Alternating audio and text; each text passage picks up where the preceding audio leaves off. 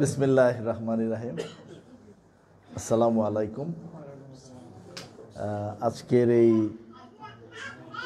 খুবই ঘরোয়াভাবে আপনাদের যে আয়োজন, এই আয়োজনে উপস্থিত বিদায়ী অতিথি মাননীয় রাষ্ট্রদূত জনাব মোহাম্মদ নজরুল ইসলাম, আমাদের সাথে উপস্থিত আছেন দূতাবাসের ঊর্ধ্বতন দুইজন কর্মকর্তাবৃন্দ এবং ব্রাহ্মণবাড়িয়ার কল্যাণ পরিষদের সফল সভাপতি, অনেক দিন যাবৎ সভাপতি, এবং ব্রাহ্মণবাড়িয়া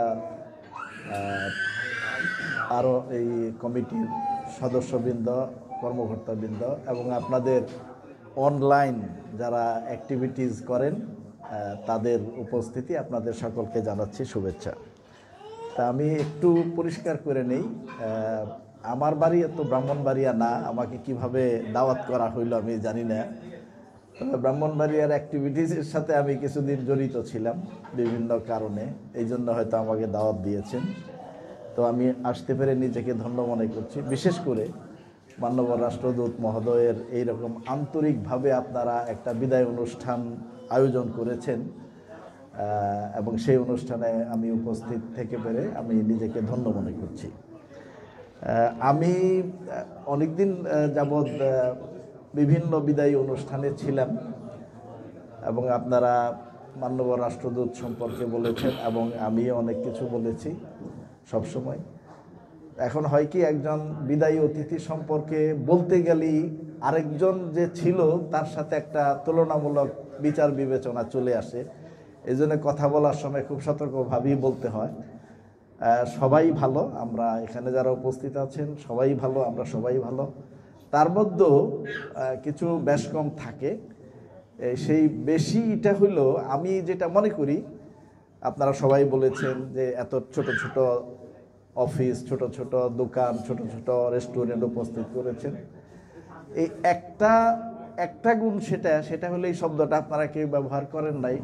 মানুষের মধ্যে দুইটা বিহেভিয়ার থাকে, একটা হলো অহংকার আর একটা নিরহংকার। এইটাই হলো ওনার মেইন যেটা হলো একদম নিরহংকারী মানুষ। একজন মানুষের সবচেয়ে খারাপ গুণ যে লোকের অহংকার আছে। এবং আপনারা জানেন একটা পানিশমেন্টও কিন্তু আছে মানব জাতির উপর শুধু অহংকারের জন্য, এটা আল্লাহর তরফ থেকে, এটা হাদিসে আছে। আমি ওই বিষয়ে যাচ্ছি না। তো আমি অনেকদিন যাবৎ কাতারে, প্রায় 40 বছর। আমার থেকে বয়সে অনেকে, মানে কেউ হয়তো আমার থেকে বয়সে এখানে নাই বেশি বড়। আমি অনেক রাষ্ট্রদূত মহোদয়ের সাথেই চলেছি। তা আমার মনে হয় এই কম্প্যারিজনটা আমাকে টানতেই হবে যে এইরকম নিরহংকারী একজন অ্যাম্বাসেডার হয়তো আর আসে নাই এবং ভবিষ্যতে আসবে কি না। এখন আমি একটু কথা বলি। একজন অ্যাম্বাসেডারকে কিন্তু অহংকারী হইতে হয়, বিভিন্ন কারণে হইতে হয়। কারণ যদি অহংকার না করে তাইলে হয়তো অন্য 10 জন ভাবে ও উনি কেমন অ্যাম্বাসেডার, উনি সবার সাথে মিশে। এটা আমাদের একটা বিহেভিয়ার, আমরা এটা সবসময়ই বলি।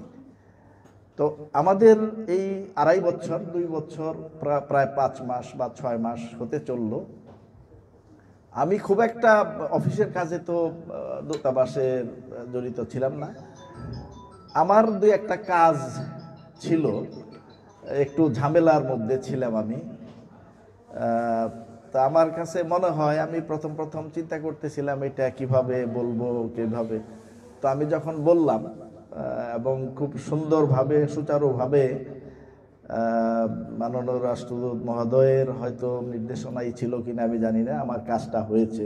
এবং এমনও হয়েছে যে অফিস টাইমের পরে তার একজন স্টাফ একদম 3টা থেকে রাত 6টা পর্যন্ত, সন্ধ্যা 6টা পর্যন্ত আমার ওই ব্যক্তিগত কাজটা, মানে বাংলাদেশের সাথে জিনিসটা, এবং এটা আমি করতে পেরেছিলাম।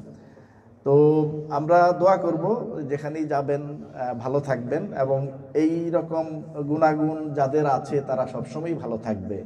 আমরা এই ব্রাহ্মণবাড়িয়ার এই আন্তরিকভাবে যে আপনারা যে অনুষ্ঠানটা করেছেন, এই অনুষ্ঠান থেকে সবাই মিলে রাষ্ট্রদূত মহোদয়ের জন্য দোয়া করব, শারীরিকভাবে সুস্থ থাকবেন এবং পারিবারিক ভাবে ভালো থাকবেন, এই আশা ব্যক্ত করে আমি আমার বক্তব্য শেষ করছি। খুদা হাফেজ।